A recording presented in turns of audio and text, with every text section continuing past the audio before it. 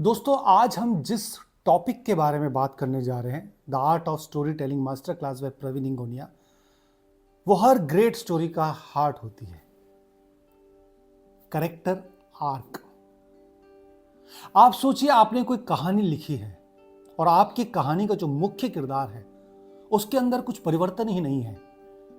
जैसा आपकी कहानी ग्रोथ होती है, जो वो शुरू में था आपका कैरेक्टर, वही एंड तक रहे, वैसा ही कैरेक्टर रहे एंड तक, तो क्या आपकी कहानी इंपैक्ट करेगी? Not at all, zero impact करेगी।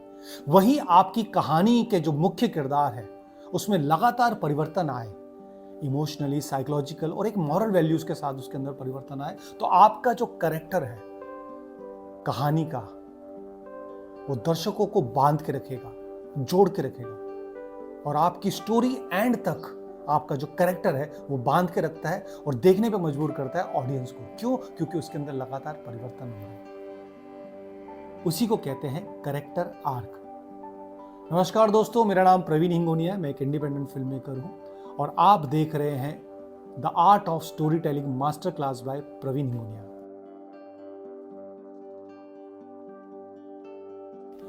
दोस्तों, कैरेक्टर आर्क का सिंपल सा मतलब होता है आपके हीरो और आपके कहानी के मुख्य किरदार के अंदर बदलाव। यह बदलाव सर्कमस्टांसेस से नहीं आता, एक्सपीरियंस से होता है। हर कैरेक्टर की एक इंटरनल जर्नी होती है जो उसके एक्सटर्नल जर्नी के पैरेलल चलती है।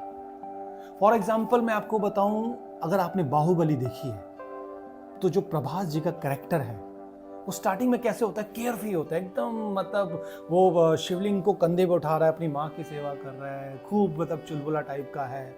फिर वो पहाड़ों पे मतलब झरनों पर बैठा हुआ है, फिर उसे एक वो मिलता है, मुकुट मिलता है, मुकुट को देखता है और फिर उसको एक लड़की मिलती है, वो उसकी लड़की के चक्कर में ऊपर जाता है, ऊपर जाके उसको देखता है। फिर वो उसका जो कैरेक्टर है स्टार्टिंग में कैसा है, केयर फ्री है, और फिर धीरे धीरे धीरे धीरे धीरे धीरे वो राजमहल पहुंचता है, वहाँ पे अपनी माँ को देखता है, और फिर किस तरह से उसका कैरेक्टर पूरा चेंज होता रहता है। और फिर जब वो वापस आता है तो उसके घर वाले बताते हैं कि तू बाहुबली है, तो वो कैसे अपनी माँ को छुड़ाने जाता है और कैसे वो पूरा विजय हासिल करता है बाहुबली एम्पायर पे।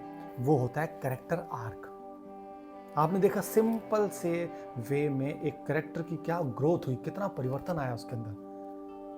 और जब उसको पता चलता है कि वो उस माँ का बेटा है ही नहीं जिस कबीले ने उसको पाला है, ये इमोशनल चेंज है ना। That is called a character arc. For example आपको मैं बताऊं, अगर आपने कबीर सिंह देखी होगी शाहिद कपूर की, तो उनका कैरेक्टर देखिए, उनके कैरेक्टर में किस तरह से परिवर्तन है आया। बहुत गुस्से वाले हैं और मतलब बिल्कुल ही टॉक्सिक टाइप का कैरेक्टर है, बिल्कुल गुस्सा बर्दाश्त नहीं होता, अपनी गर्लफ्रेंड को मतलब जो इसको देख लेता है उसका सर फाड़ देता है, और कैसे कैसे कैसे उसका कैरेक्टर एक पॉजिटिव से नेगेटिव होता जाता है और किस तरह से बाद में उसके अंदर परिवर्तन आता है। That is called a character arc. देखिए, कैरेक्टर आर्क का सिंपल सा फॉर्मूला है 3 स्टेज: इमोशनल, रियलाइजेशन, चेंज। जैसे मैंने बाहुबली का एग्जांपल दिया, तो आप जब भी कोई कहानी सोच रहे हैं, है ना, हमने इमोशंस के ऊपर बात की, स्ट्रक्चर के ऊपर बात की, स्टोरी टेलिंग होता है क्या उसके ऊपर बात की। आज के एपिसोड में हम बात कर रहे हैं कैरेक्टर आर्क की। तो कैरेक्टर आर्क का एग्जांपल मैंने आपको जैसे बाहुबली में दिया। जब आप कोई भी कहानी लिख रहे हैं, कोई भी कहानी को आप पिरो रहे हैं, तो उसके कैरेक्टर को खोदिए, उसके कैरेक्टर का इतिहास खोदिए। आपको मुद्दा मिल गया, सपोज आपको एक मुद्दा मिल गया, एक लड़का है और उसको ना कि बहुत बड़ा हीरो बनना है आगे चल के, बल्कि पूरे इंडस्ट्री पे रूल करना है। अब वो कैसे रूल करेगा, तो आप पहले दिखाइए कि उसका इमोशनल कनेक्शन कैसे है, उसके अंदर परिवर्तन कैसे आया, मतलब उसके अंदर वो बीज कैसे फूटा हीरो बनने का। फिर उसका स्ट्रगल दिखाइए, फिर स्ट्रगल दिखा के उसका जो सर चढ़ गया, उसका दिमाग खराब हो गया, फिर उसका रियलाइजेशन दिखाइए। तो 3 स्टेज पे उसका कैरेक्टर का डिवीजन हो गया कि मतलब उसकी ग्रोथ, उसको बनना है, और वो सक्सेसफुल भी होता है। सक्सेसफुल होने के बाद उसका दिमाग खराब हो जाता है और सक्सेस उसके स्तर पे चढ़ने लगती है और वो अपनों को भूल जाता है।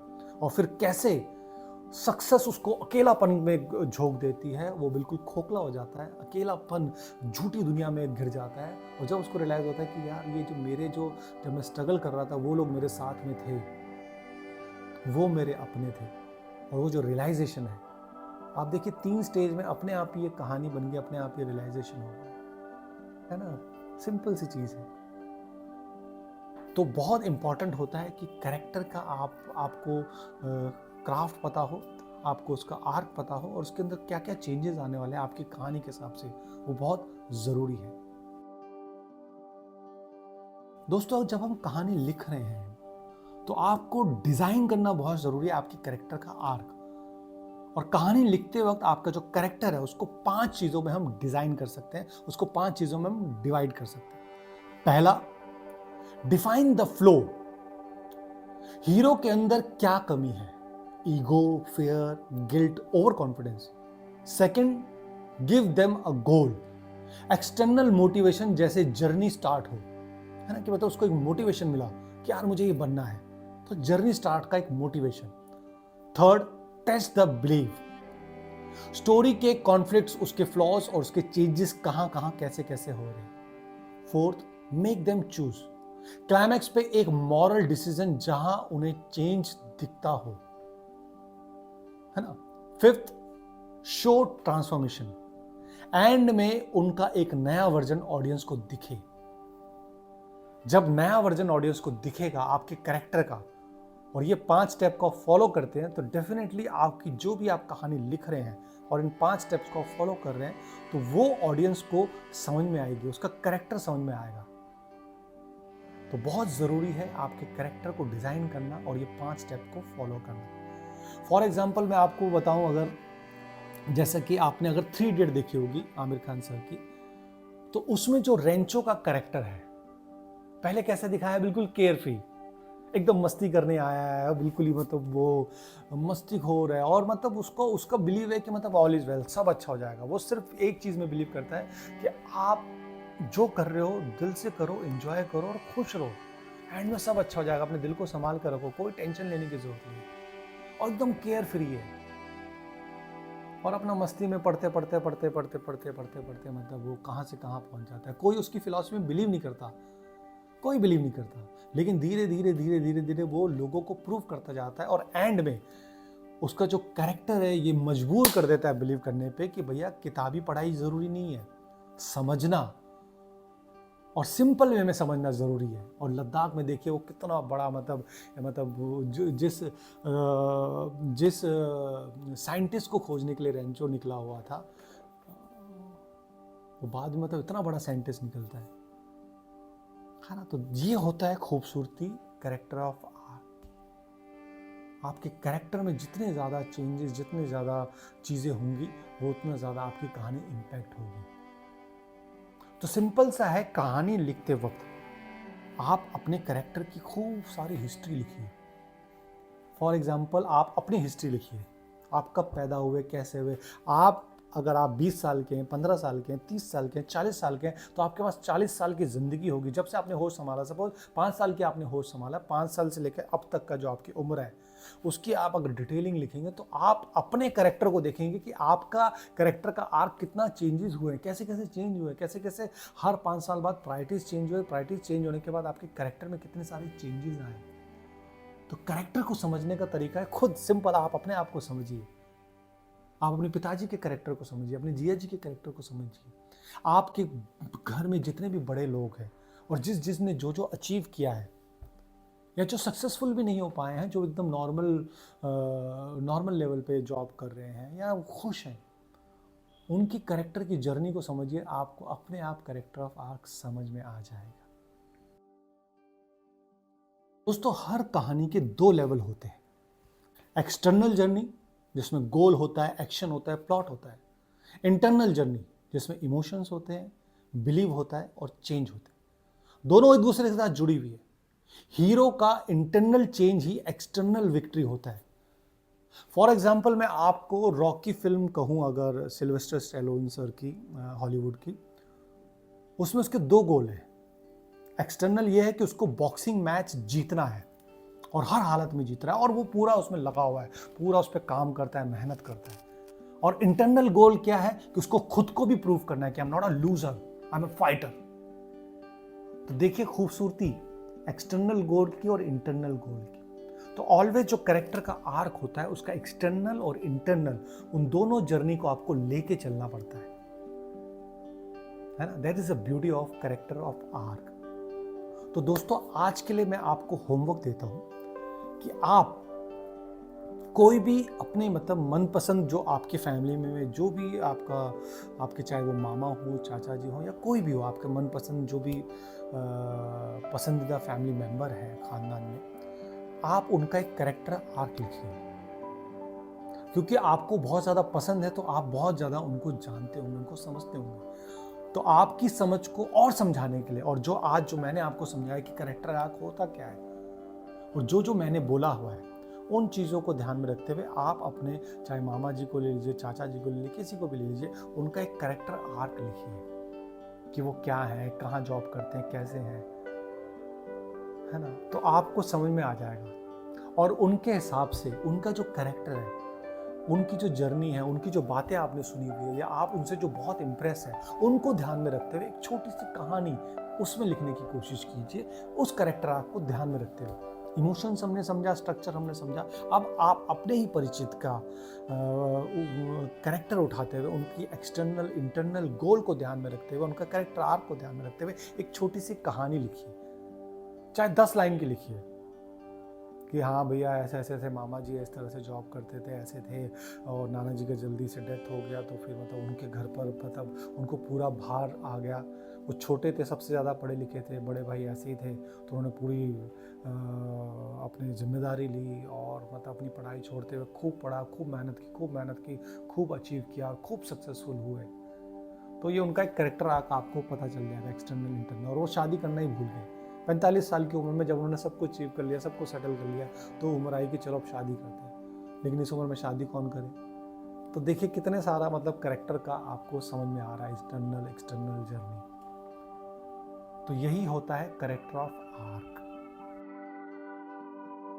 तो आज हम जिस नवरस के जिस इमोशंस की बात करने जा रहे हैं उसका नाम है अद्भुत रस।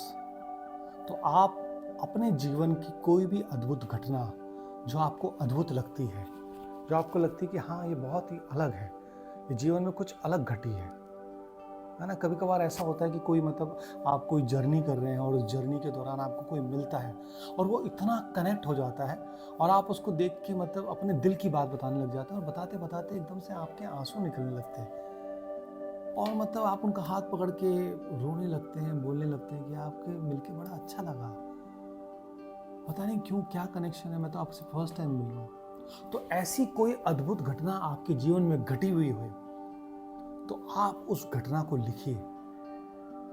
सपोज आप ताजमहल गए तो ताजमहल में आपको एकदम से फील हुआ, एक भपका फील हुआ कि यार मतलब इतना प्रेम शाहजहां का, और जो गाइड है वो आपको बता रहा है कि यार ऐसे ऐसे ऐसे हुआ था, यहाँ पे उनको कैद कर लिया था उन्हीं के बेटे ने, और यहाँ पे वो दूर से बैठ के देखते थे। ये काला ताजमहल बनाना चाहते थे लेकिन उसको मतलब वो काला मतलब वाइट ताजमहल के बाद काला ताजमहल भी अगर वो बनाते तो पूरा खजाना खाली हो जाता, तो उन्हीं के बेटे ने उनको कैद कर लिया। तो उस अद्भुत घटना को सुनते वक्त आपके ऊपर क्या असर पड़ा,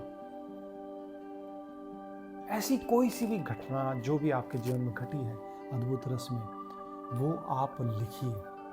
तो आपके पास देखिए, आपके पास वीर रस का इमोशंस इकट्ठा हो जाएगा, वीर रस की छोटी छोटी कहानी इकट्ठी हो जाएगी, आप ही के जीवन से निकलेगी, अद्भुत रस की निकल जाएगी, है ना। तो आप ये लिखिए, है ना। आप आज आपके 2 होमवर्क है, एक तो मैंने जैसे बताया कि आपको कैरेक्टर आर्क लिखना है अपने कोई भी फैमिली मेम्बर के पसंदीदा का, दूसरा आपको ये लिखना है। दोस्तों आज जिस लेखक को मैं आपको रिकमेंड करने जा रहा हूँ उनका नाम है हरिशंकर परसाई। हरिशंकर परसाई जी मतलब बहुत ही फेमस साहित्य के लेखक रहे हैं और उन्होंने बहुत सटायर वे में अपनी कहानियों को कहने की कोशिश की है। तो आपको एक सटायर का मतलब एक नया एंगल आपको पता चलेगा जब आप उनकी कहानियाँ पढ़ेंगे कि किस तरह से कहानी को हल्का सा मतलब टच करते हुए, गुदगुदाते हुए वो अपनी बात कह देते थे। तो आप ज़रूर पढ़िए। आपको अपनी शब्दावली बढ़ानी है, आपको अलग अलग राइटर की शैली को पढ़ना चाहिए ताकि आपके अंदर भी वो नई नई शैली नोइंगली अननोइंगली और सबकॉन्शियसली आप उनकी चीज़ों को सीखते हैं। जब आप पढ़ते हैं तो आपके अंदर का लेखक सामने वाले लेखक की बेस्ट चीज़ें ले लेता है और सारी बेस्ट चीज़ें ले लेके आप अपने आप में एक नया रूप धारण करते हैं एज एन राइटर, और आप अपनी शैली को जन्म देते हैं। तो इसलिए पढ़ना बहुत ज़रूरी है। तो आप ये बुक अमेज़ॉन, फ्लिपकार्ट कहीं से भी ऑर्डर करके आप मंगाइए और पढ़िए हरिशंकर प्रसाई जी को, ठीक है ना। तो दोस्तों, उम्मीद है कि आज कैरेक्टर ऑफ आर्क आपको समझ में आया होगा कि एक कहानी के लिए कैरेक्टर ऑफ कितना कितना कितना ज़रूरी है। तो नेक्स्ट एपिसोड में मिलते हैं और नए टॉपिक पे बात करते हैं और समझते हैं the art of story telling master class by Praveen.